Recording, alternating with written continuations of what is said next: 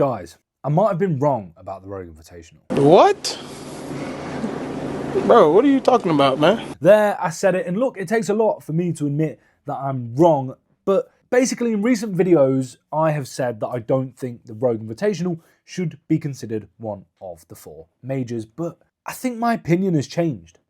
Genuinely, I think my opinion has changed, and it takes a lot of guts for me to come out and say that, and today we're going to talk about why it's changed and why I believe the Rogue Invitational this year might be the best strongman competition we see all year round. But before we get into those reasons, I need to give you the reasons as to why I initially said I don't think it should be considered one of the 4 majors. Do you like free stuff? Do you want to begin with a chance of winning £100? Well, let me tell you, it's never been easier.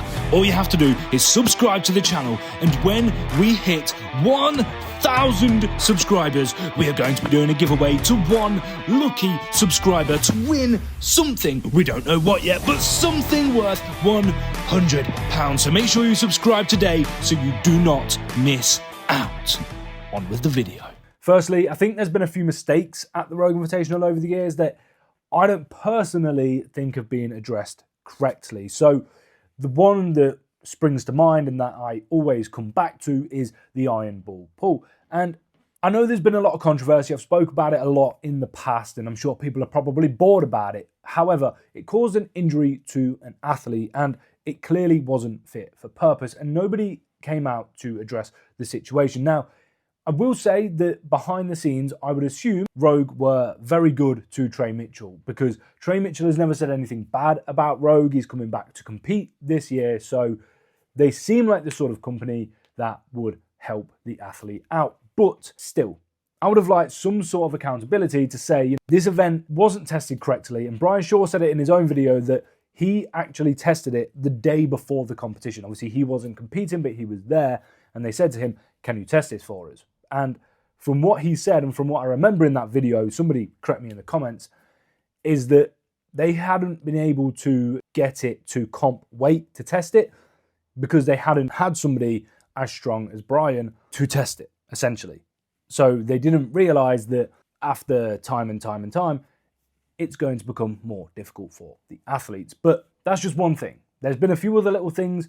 That's just one of them. The second reason I said it shouldn't be considered a major is because it's never really set itself apart from the other competitions. Now, granted, it does these weird medleys, but strongman fans don't necessarily want that. They want the heaviest competition or World's Strongest Man, which has the heats and the group stages and stuff like that. And it's known, especially in recent years, as being more of a moving event. I feel like the Rogue has not really lent into one thing. Like I say, they've lent into the medleys. However, that's not what the fans are looking for. Although I do think they're cool. I think the yoke into the log press was an amazing event. I actually really enjoyed it. I think a lot of the things that they tried to do, yoke into power stairs, I think it works really well. But it's still not my... Just because it works doesn't mean it's my favourite sort of strongman competition. That's just a personal opinion, and feel free to disagree with that. And last but not least, I don't think they've necessarily invited the top 10 athletes in the world. I think they sort of picked and chosen athletes that they want at their show, which is fine. It's an invitational. However, this year, I think they do have the top 10 athletes in the world competing at their show. And I truly believe that this year they are on course to produce possibly the best show of the year. So on the whole, I did always enjoy the Rogue competitions. I always watched them, and like I say, always enjoyed them. But I felt as though it was being considered a major due to the prize money, and I don't think that necessarily makes a strongman competition. We could get the 25 best athletes in the world and have them do a line dancing competition, pay them £1 billion between them, and it doesn't mean that whoever won is the best strongman. I still wouldn't consider it a major. Obviously, that is an exaggerated example, but it's just an example. Okay, let's talk about what will make this year's Rogue Invitational the best one yet. So from what I've seen, the equipment looks amazing. I know for the Viking press, they have had Jerry Pritchett make it. And when you combine the skills that he has as a welder and a designer and a strongman fan and somebody that has competed in strongman at the top level, you're going to produce an amazing piece of kit.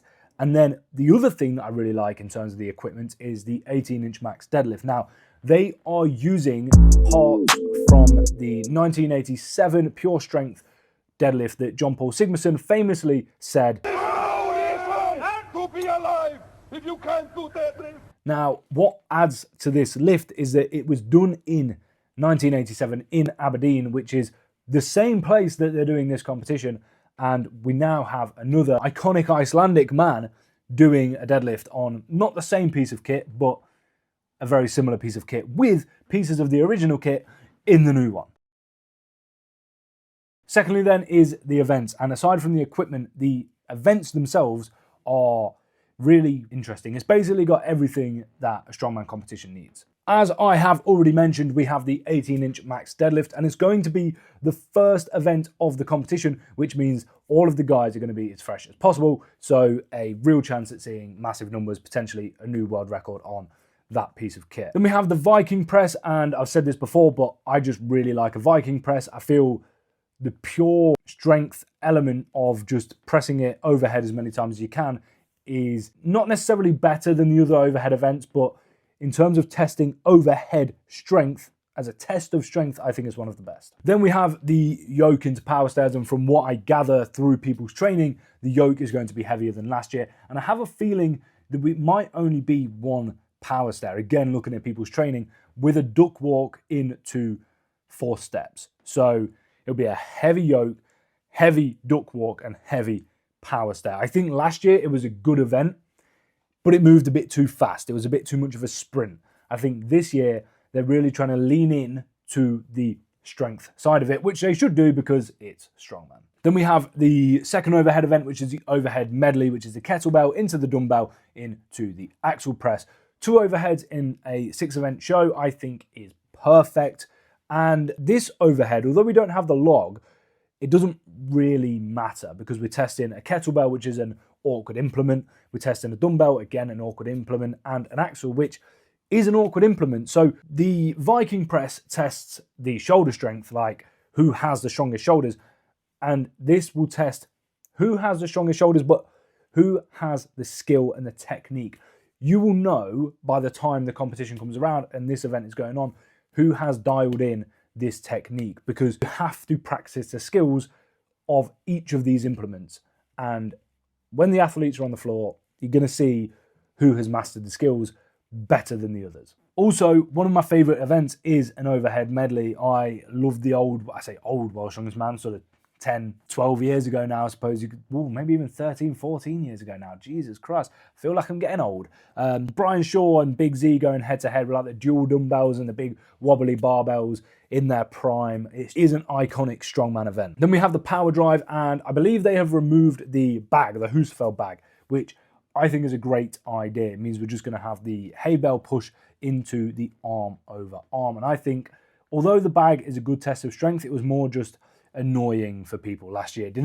I don't think anybody got caught out by the bag. So what's the point in having it? Make the other 2 harder and it will be a better event. And then the final event is the Mons Meg Stones, which is essentially an at the stone run from what I gather, but they're going to be running the stones in. So pick the stone up, run it in. And again, this is a part of like Scottish history with the Mons Meg Stones. It's a big cannon, and the stones are essentially the cannonballs. So if you categorize these events into what you want out of a strongman competition, it's nearly got everything that you need. I'd argue it has got everything that you need. You need some kind of max lift, and 9 times out of 10, you want some sort of deadlift. So the first event is 2 birds, 1 stone. You need some sort of max reps event, and we have the Viking press for that. You need moving events. We have 2 of them, and the good thing about it is they're different enough to test different things. So the arm over arm obviously is going to test the grip. The yoke is testing the yoke. Power stairs is back strength again, speed. And I just think, like, in general, you can have moving events where it's just swap the implements out, put different ones in, and it's pretty much the exact same thing. Whereas this is testing different parts of the athlete, is testing different strengths. Then, like I've already mentioned, you want something to test skill and technique, and the second overhead event definitely does that. Then we have the Mons Meg Stones, and at most shows, especially major shows, you need some kind of stone event, whether it be natural stones loading them to shoulder. It doesn't really matter that much. I just think that stones is such a staple of strongman that if you don't add it in a competition, it just doesn't feel right. I don't mind the Giants live every now and then, don't have it, they finish on the power stairs, but they're doing 7 shows a year. When it comes to a major competition, some sort of stone loading, stone lifting, I think is needed. It doesn't always have to be an Atlas stone run, but you have to test that element of strongman because it's like the pure strength, the pure strongman is stone lifting. Okay, so now I've gone through the equipment and the events. I just want to talk about the athletes. I'm going to read them off here quick. So we've got Tom Stoltman, 3 times world's strongest man. Hasn't had the best year, I would say, but he's still a phenomenal athlete. We did have Thor, but he's just doing the deadlift now as he has an injury. I made a video on that. Go check it out. Mitchell Hooper, we all know what Mitch can do. He is the reigning champion of this. Rain O'Neill, current world's strongest man. Lucas Hatton, 3 times America's strongest man. 2nd at the Arnolds. 2nd at the strongest man on earth. He's just an amazing athlete. Paddy Haynes, who's 5th in world's strongest man. He hasn't been out of the top 5 all year. Tom Evans, he came 3rd at the strongest man on earth. Just an all-round consistent guy when it comes to strongman. Trey Mitchell, he's a beast. He's won the Shore Classic before it was the strongest man on earth 2 times, and yeah, he's top 10 in the world.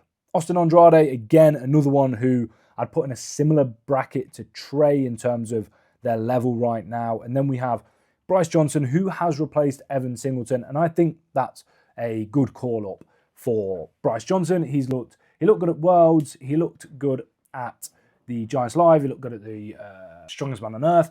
I think he is right up there with these guys. He might not crack the podium at this, but give him a few years, give him even the next year, I think people will be putting him as a potential winner of these shows. Now, we don't know if we have a 10th athlete yet. I'm checking every day, like 4 times a day. I've not seen anything posted by Rogue or by any of the athletes. I've messaged Luke Richardson twice. He's still not replied. I don't think he's even seen it. I've messaged him and said, are you going to the Rogue Invitational? And he's not seen it. So I'm hoping we get another athlete. I'm hoping it is Luke Richardson. But those athletes in general are arguably the top 10 in the world. There's maybe the odd 1 or 2 that you could chuck in, but you can't necessarily take any of those out. I think that's the issue. We don't necessarily have a top 10 anymore. We have a top 15. So I think that's something to look at for future years. Maybe upping it to 12, even 15 would be great. I understand it's got the CrossFit beside it. They have to keep to a certain schedule, but I think it's possible to do. I think it's needed for the sport and for this competition in particular. And that's all I really have to say in terms of the Rogue Invitational and why I think it could be the best strongman competition of the year. I really want you guys to get in the comment section and let me know what you think of the upcoming show, because I'm genuinely excited for it. It's literally in like 3 days' time, and I think it's going to be great. I really do. Thank you for watching. Don't forget to like, comment, and subscribe, and join me next time. I don't know what I'm going to be talking about, but it will be to do with strongman.